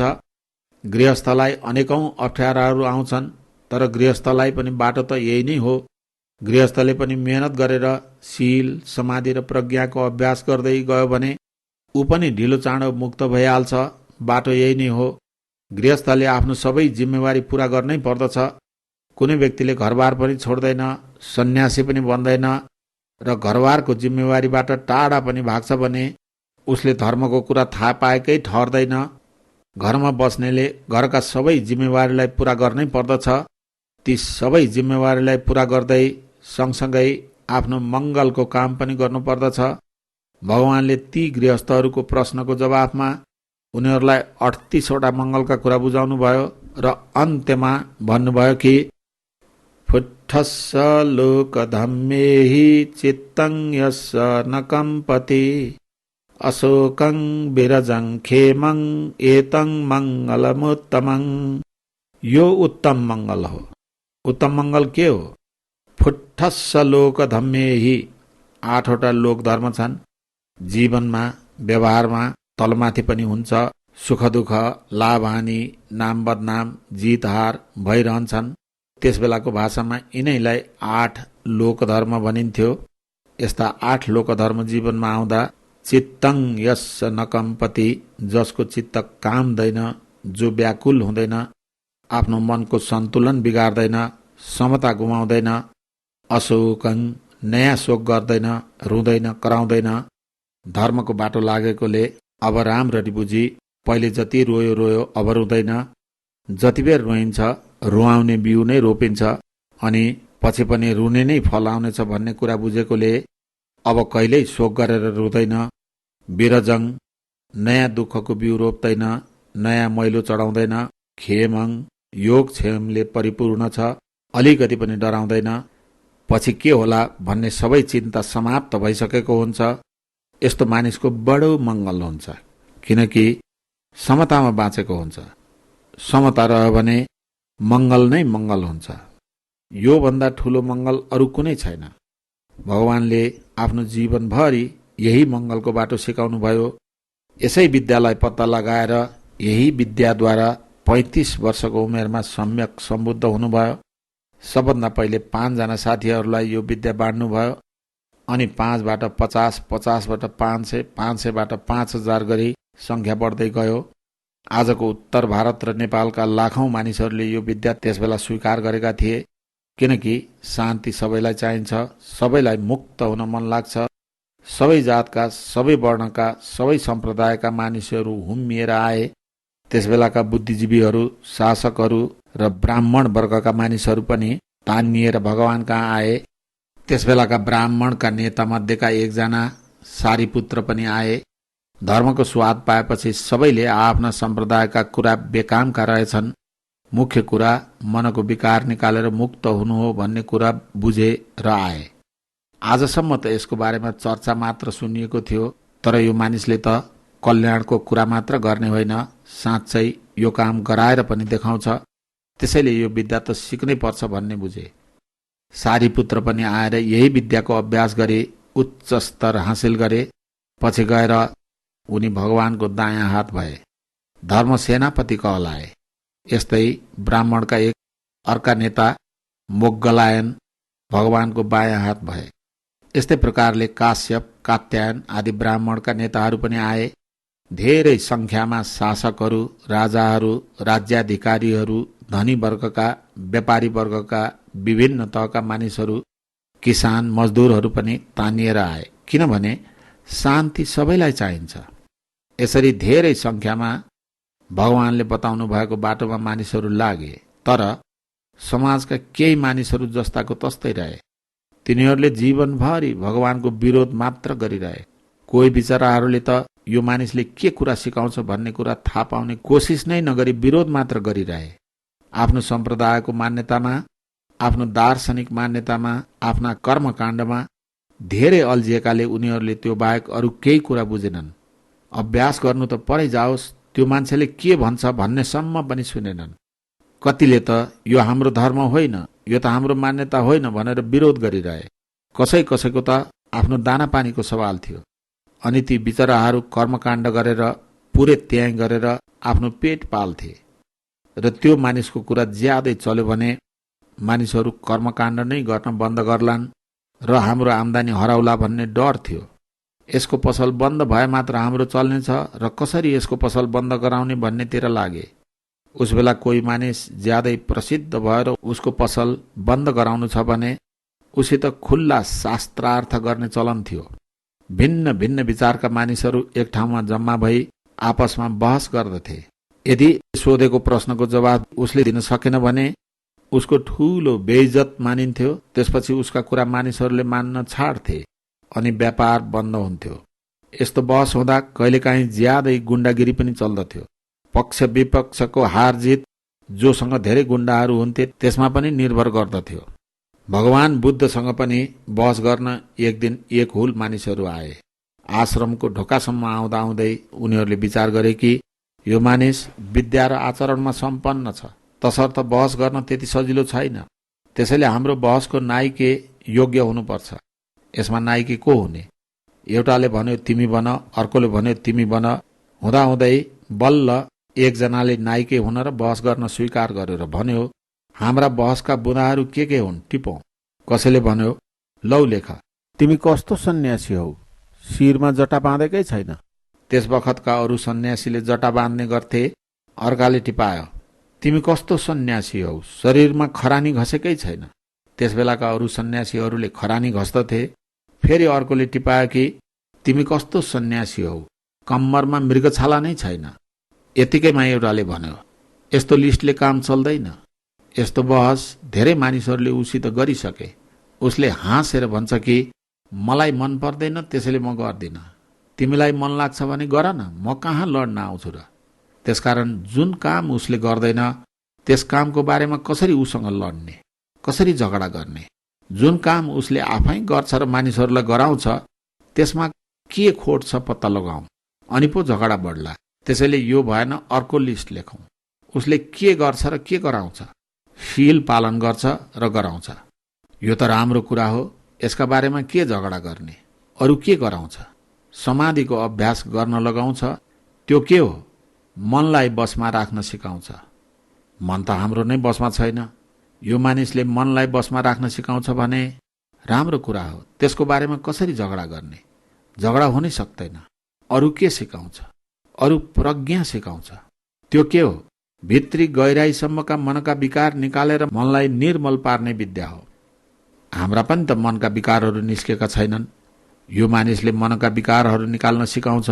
त्यो त झन राम्रो कुरा भयो भने उसँग कसरी झगडा गर्ने? अरू के गर्छ र के गर्न सिकाउँछ? अरू केही पनि गर्दैन। शील, समाधि र प्रज्ञालाई छाडेर अरू कुनै कुरा ऊ गर्दैन।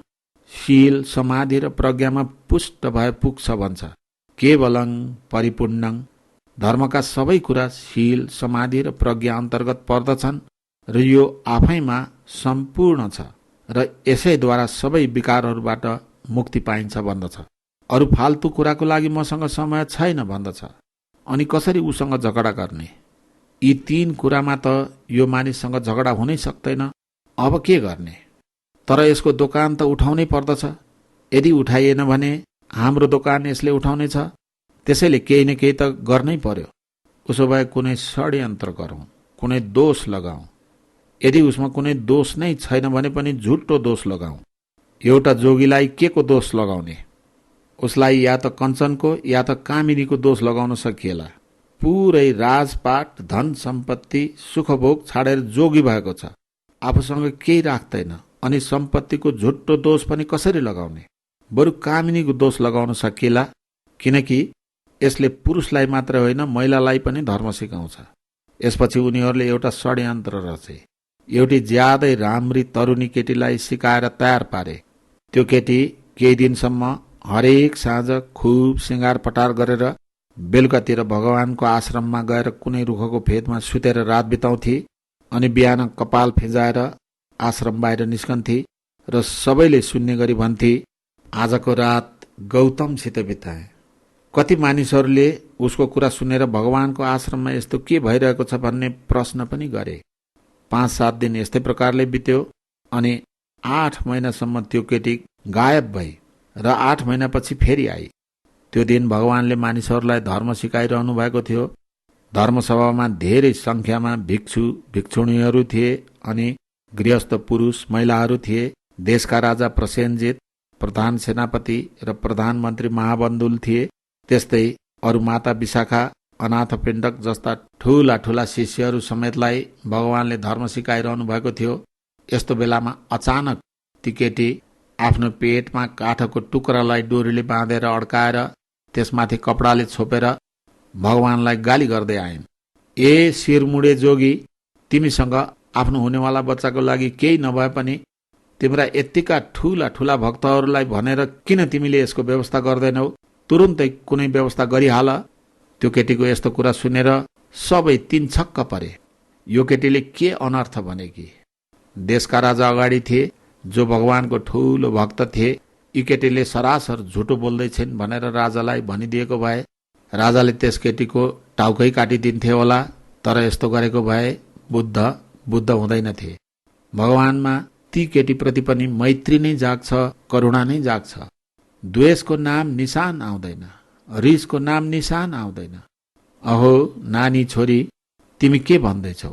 तिमी जे भन्दैछौ त्यसको सत्य तिमीलाई राम्ररी थाहा छ र मलाई पनि राम्ररी थाहा छ। भगवानलाई एक रत्ती पनि रिस उठेन, बरु मैत्री नै करुणा नै जाग्यो। उसो त भक्तहरूले आफ्नै कहानी रचे। हरेक महापुरुषको बारेमा भक्तहरूका आफ्नै कहानी हुन्छन्। भक्तहरूको कहानी अनुसार यस्तो अपशब्द बोल्नासाथ माथि स्वर्गमा इन्द्रको आसन हल्लियो। इन्द्रले थाहा पाए कि भगवान बुद्धलाई कसैले गाली गरिरहेको छ र सहन सकेनन् अनि तुरुन्तै इन्द्र मुसाको भेषमा पृथ्वीमा आएर ती केटीको फरिया मुनि घुसी काठको टुक्रालाई बाँधेको डोरी काटिदिए। त्यसपछि त्यो काठको टुक्रा भुइँमा खस्यो र पोल खुल्यो। भक्तहरूका यस्ता कुरा भक्तहरू नै जानुन्, हामी त्यसलाई छोडौं। खास कुरा बुझौं के भयो होला त। जब ती केटीले गाली गर्न सुरु गर्छन् उताबाट पनि बुद्धले गाली फर्काउलान् अनि हामी हो हल्ला सुरु गरौँला र सबै बाजी हामी जित्नेछौँ भन्ने कुरा ती मानिसहरूले ती केटीलाई सिकाएका होलान्।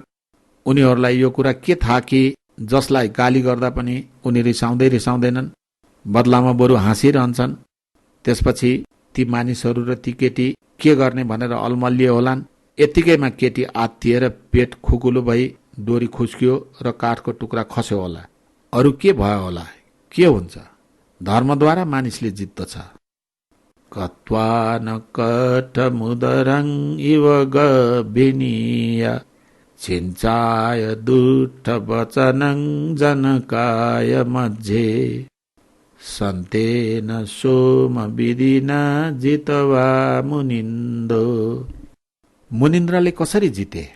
सन्तेन सोम विधिना, भित्रको शान्तिले, समताले, सौम्यताले गर्दा जिते, न कि त्यो मुसाले गर्दा जिते। आफूभित्र जति जति सौम्यता, शान्ति, समता आउँदै जानेछ हरेक परिस्थितिमा साधकले जित्दै जानेछ।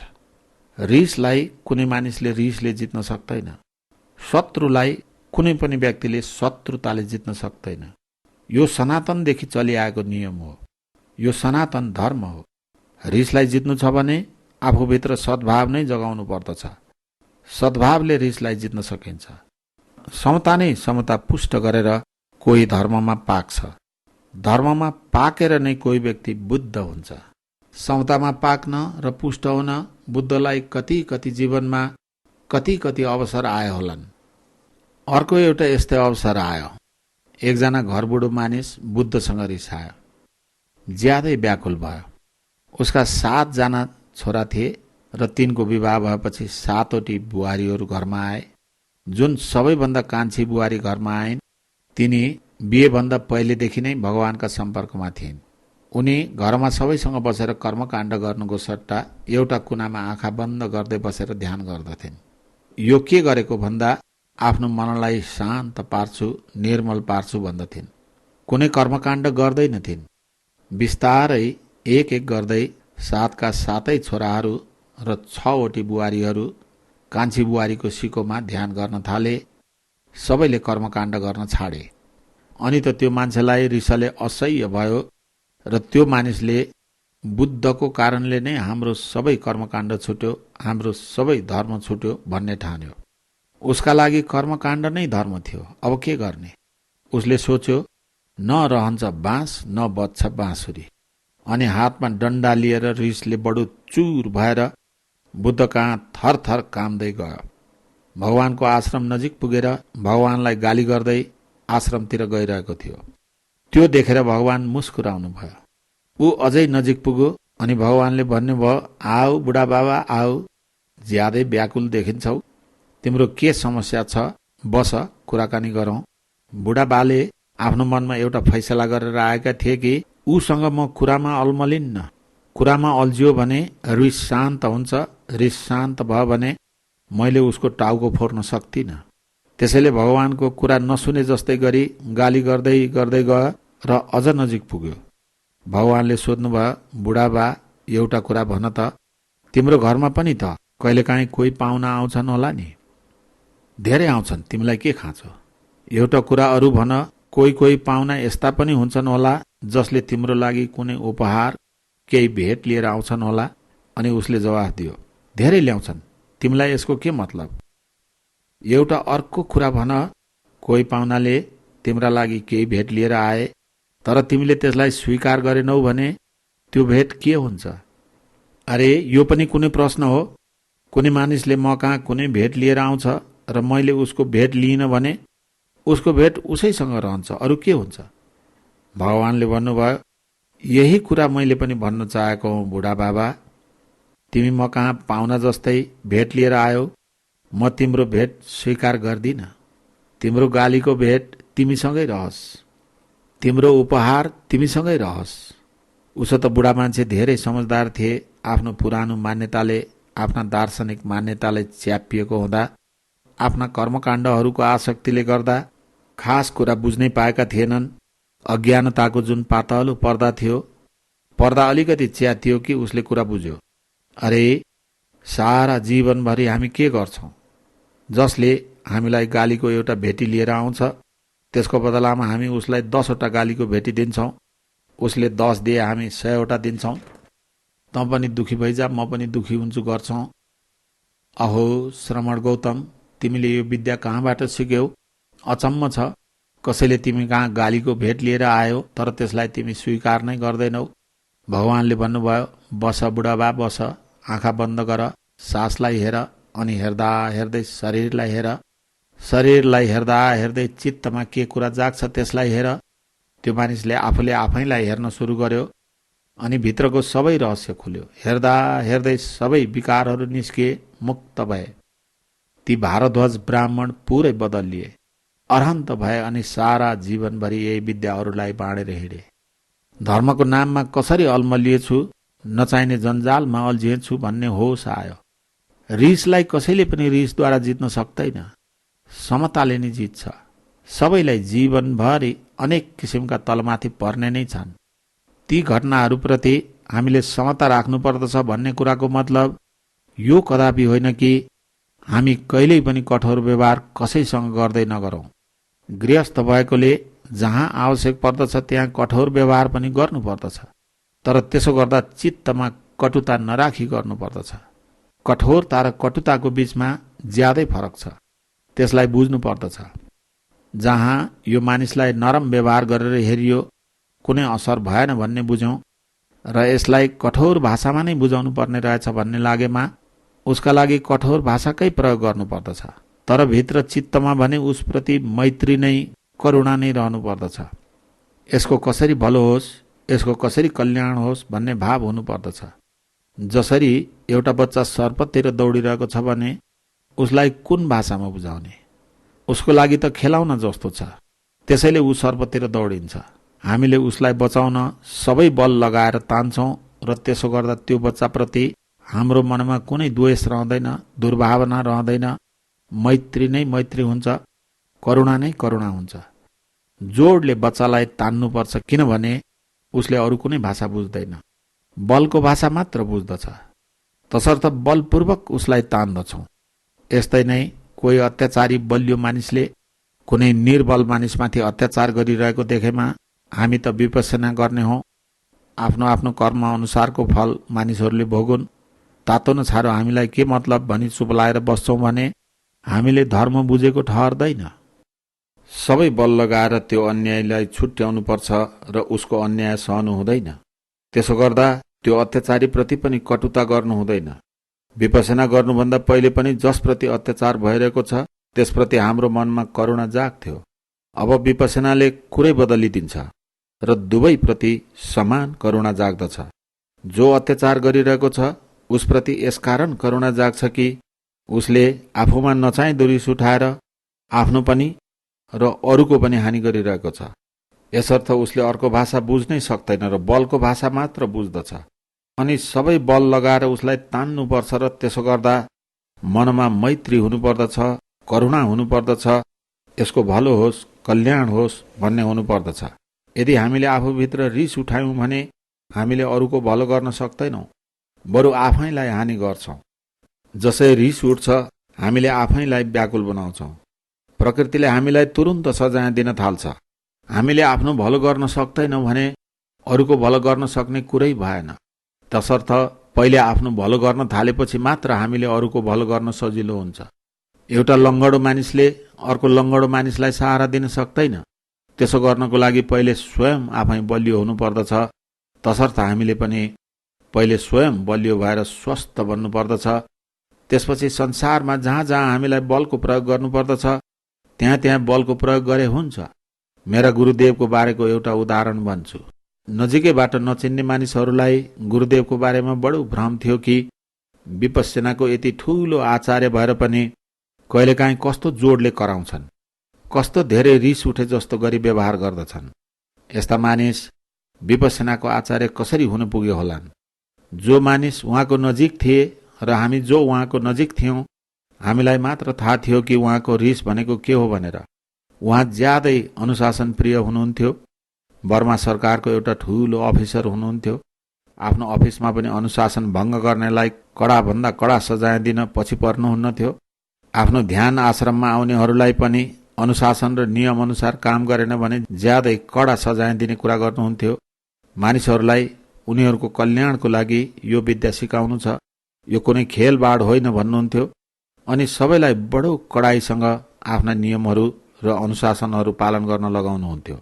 साधकहरू शून्यागारमा बसेर ध्यान गर्दथे र कोही शून्यागार बाहिर आयो भने मुस्कुराएर सोध्नुहुन्थ्यो के भयो भनेर।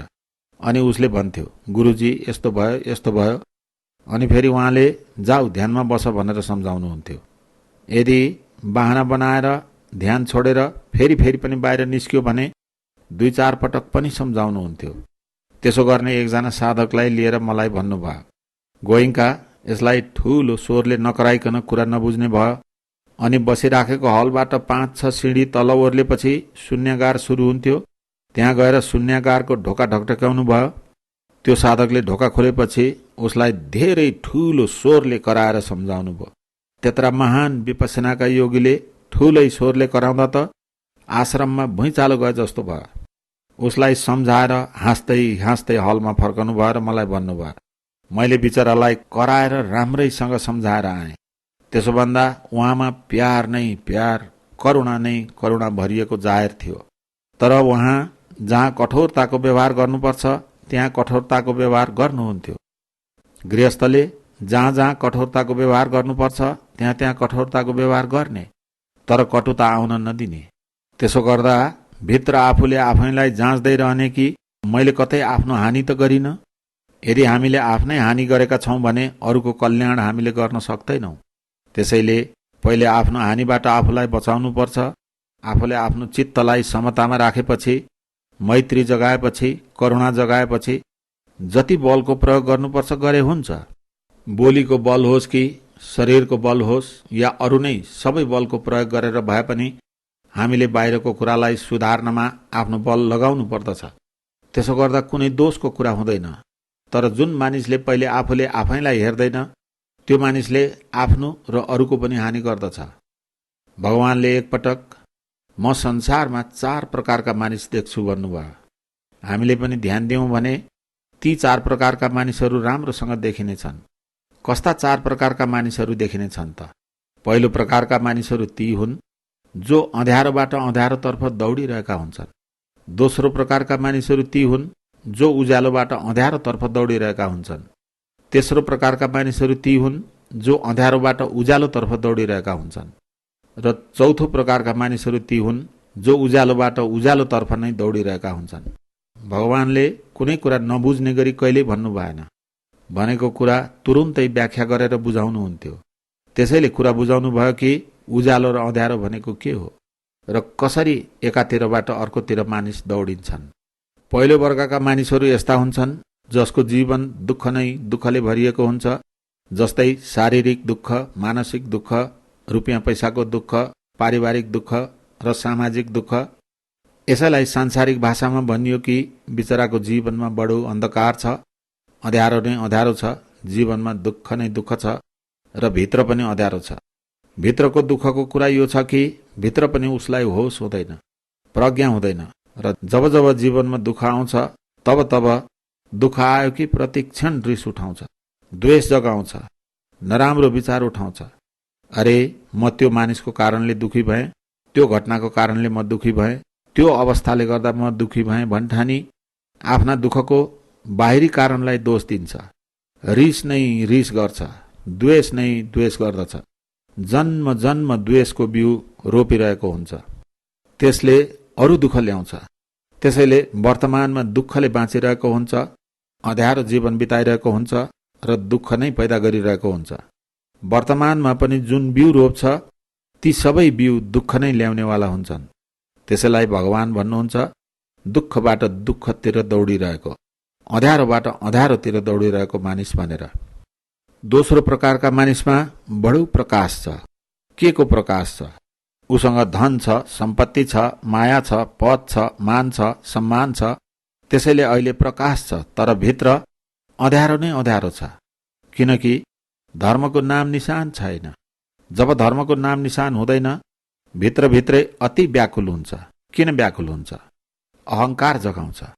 म धनी छु, बडो लायक मानिस छु, बडो समझदार छु, बडो विद्वान छु, म यो जातिको, यो वर्गको, यो समाजको भनेर आफूभित्र अहंकार जगाउँछ र अरूप्रति घृणा जगाउँछ। यसो गर्नाले भित्र द्वेष नै द्वेष, तनाव नै तनाव पैदा गर्दछ। यति बेला जुन बिउ राखिएको हुन्छ त्यसले अँध्यारो मात्र निम्ता गरिरहेको हुन्छ। आफ्नो कुनै राम्रो पूर्व कर्मको कारणले अहिले बडो सुखको परिस्थिति आएको छ, बडो प्रकाशको स्थिति आएको छ। तर यसबेला जुन बिउ रोपिरहेको हुन्छ त्यसले पछि गएर दुःख नै दुःख ल्याउनेछ। जुन यो सुखको स्थिति आयो त्यो पछिसम्म रहने होइन, ढिलो चाँडो अवश्य समाप्त हुन्छ। त्यो समाप्त भएपछि अहिले जुन बिउ राखिएको हो त्यसको फल आउन सुरु हुन्छ। यस्तो मानिसलाई उज्यालोबाट अँध्यारोतिर दौडिरहेको मानिस भनिन्छ। तेस्रो प्रकारको मानिस यस्तो हो कि जसको जीवन अँध्यारो नै अँध्यारो अर्थात् दुःख नै दुःखले भरिएको छ, तर भित्र भने प्रकाश छ, प्रज्ञा छ। आफूमा जुन दुःख आएको छ त्यसलाई ऊ आफ्नो पूर्व कर्मको कारणले आएको ठान्दछ। मलाई जुन दुःख आयो त्यो कुनै व्यक्तिको कारणले आएको होइन, ऊ बिचरा त मात्र वाहन बन्न पुग्यो भन्ने ठान्दछ र समतामा स्थापित हुन्छ। अझ त्यो मानिसप्रति उसलाई रिस होइन, करुणा जाग्दछ। अरे बिचरा वाहन बन्न गयो, माध्यम बन्न गयो, यसैले उसले आफूले गरेको कर्मको सजाय भोग्नु नपरोस् भन्ने कामना गर्दछ। उसमा मैत्री नै जाग्दछ, करुणा नै जाग्दछ। उसलाई पहिलेको जुन र जति कर्मको कारणले दुःख आएको हो ढिलो वा चाँडो समाप्त हुन्छ नै। तर अहिले जुन बिउ रोपिरहेको छ तसर्थ पछिको लागि उसलाई उज्यालो नै उज्यालो पैदा हुनेछ। चौथो प्रकारको मानिस दोस्रो प्रकारको मानिस जस्तै हुन्छ। उसको जीवनमा खुब उज्यालो छ, माने धन छ, सम्पत्ति छ, मान छ, प्रतिष्ठा छ, सम्मान छ, पद छ र साथै धर्म पनि छ। भित्र प्रज्ञा पनि छ। त्यसैले खुब बुझेको पनि छ कि यो जे जति आएको हो आफ्नो पूर्व सत्कर्मको कारणले आएको हो, तर जति नै सत्कर्म मैले गरेको किन नहोस् त्यसको आफ्नै सिमाना हुन्छ। यो अनन्तकालसम्म रहिरहँदैन भन्ने होस छ। गृहस्थ भएकोले ऊ आफ्नो पालन पोषण त गर्छ नै, साथै अरूको सेवामा पनि लाग्छ, खुब लाग्छ। मेरो यो शक्ति, मेरो यो धन अरूको कल्याणमा कसरी लगाउने भन्ने भावना उसमा जाग्दछ। संसारमा भएका दुखी मानिसहरूको मङ्गल र कल्याण चाहन्छ। यसरी उसले आफ्नो चित्तमा सद्भावना, मैत्री र करुणाको बिउ हाल्दछ। वर्तमान उसको लागि उज्यालो छ र पछिको लागि पनि उसले प्रकाश नै पैदा गरिरहेको हुन्छ। हामी पहिलो या दोस्रो प्रकारका मानिस जस्तो बन्नु हुँदैन, तेस्रो या चौथो प्रकारको जस्तो हुनुपर्दछ। वर्तमानको अवस्था आफ्नो बसको कुरा होइन। जीवनमा हाम्रो पुरानो नराम्रो कर्मको कारणले अँध्यारो पनि आउन सक्छ, कहिले राम्रो कर्मको कारणले उज्यालो पनि आउन सक्दछ। तर आफ्नो पुरानो सत्कर्म या दुष्कर्मले जस्तोसुकै वर्तमान स्थिति ल्याओस्, हामीले दुःखको नयाँ बिउ रोप्नु भने हुँदैन, जसले गर्दा भविष्यमा हामीलाई अँध्यारो ल्याओस्। वर्तमानका हामी मालिक हौं, आफ्नो मालिक हामी आफै हौं। जुन मानिस आफ्नो मालिक आफै बन्छ ऊ वर्तमानको मालिक नै वर्तमानको मालिक बन्छ, जसबाट ऊ भविष्यको पनि मालिक बन्छ। त्यसैले भगवानले भन्नुभयो, अत्ताहि अत्तनो नाथो अत्ताहि अत्तनो गति। हामी नै आफ्नो मालिक हौं र हामी नै आफ्नो गति बनाउँछौं। आफ्नो भविष्यको निर्माण अरूले होइन, आफै गर्दछौं। चाहे त्यसलाई सद्गति दिउँ या दुर्गति, चाहे सबै सद्गति भन्दा माथि उठाएर मुक्त गरिदिउँ, हामी भविष्यको जिम्मेदार आफै छौं, अरू होइन। यसकै लागि यो साधना गरिरहेका छौं। खास मालिक त्यो हुन्छ जो वर्तमानको मालिक स्वयं बन्छ। वर्तमान सुख दिने या दुःख दिने, भित्र जे भइरहेको भए पनि अबदेखि म नयाँ संस्कार बन्न दिन्न, म नयाँ रागको या नयाँ द्वेषको संस्कार बन्न दिन्न भन्ने होस राख्यो भने मालिक आफै भयो। त्यसो भएपछि पछिको लागि पनि उज्यालो नै उज्यालो हुने भयो। यसैले यो साधना गर्दछौं। चाहे यो जातको होस् या त्यो जातको, यो दार्शनिक मान्यता मान्ने होस् या त्यो मान्यता मान्ने होस्, आफ्नो आफ्नो स्वामित्व प्राप्त गरौं र वर्तमानको मालिक बनौं। म आफै मेरो मालिक हुँ, म आफै भित्री मनको गहिराईमा कुनै संस्कार बनाउने छैन भन्ने दृढ संकल्प गरौं, अनि पुराना संस्कारहरू उखेलिँदै जानेछन्। त्यसको लागि कसैले केही पनि गर्नु पर्दैन, त्यो काम प्रकृतिले आफै गर्दछ। तर नयाँ संस्कार बन्न नदिन हर क्षण सजग रहौं। सबै साधना यसकै लागि गरिरहेका छौं। ठीकसँग बुझेर पाइला जसरी चाल्नु पर्दछ त्यसरी नै चलाउँदै जाउँ। क्षण प्रतिक्षण सजग तटस्थ हुँदै नयाँ संस्कार नबनाऊ, अनि पुराना आफै उखेलिँदै जानेछन्। नयाँ गाँठा बाँधेनौ भने पुराना गाँठा आफै खुल्दै जानेछन्। हुँदा हुँदा अत्यन्त निर्मल अवस्थामा ढिलो या चाँडो पुग्ने नै छौं। अत्यन्त निर्ग्रन्थ अवस्थामा, मुक्त अवस्थामा ढिलो या चाँडो पुग्ने नै छौं। खुब मन लगाएर काम गरौं। मनुष्यको जीवन पाइयो, शुद्ध धर्म पाइयो, शुद्ध धर्मको कुरा बुझियो, त्यसप्रति श्रद्धा पनि जाग्यो। अब त काम नै गर्नु छ, पुरुषार्थ नै गर्नु छ। अब एक दिन यहाँ गम्भीरतापूर्वक काम गर्नलाई जुन बाँकी समय छ त्यसको पूरा पूरा फाइदा उठाउँ र यो विद्यालाई यसरी समातौं, यस प्रकार बुझौं र यति पाकौं कि जीवनभरि यसलाई उपयोग गरेर आफ्नो जीवन सफल बनाउन पाइयोस्। मनुष्य जीवनलाई सफल बनाऊ, सबै दुःखहरूबाट बाहिर आऊ, सबै विकारहरूबाट बाहिर आऊ र सही मानेमा आफ्नो मंगल गरौं, सही मानेमा आफ्नो कल्याण गरौं, सही मानेमा आफ्नो स्वस्थ मुक्ति गरौं।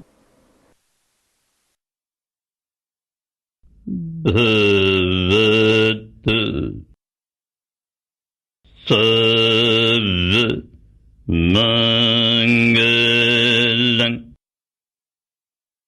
भवतु सर्वमंगलं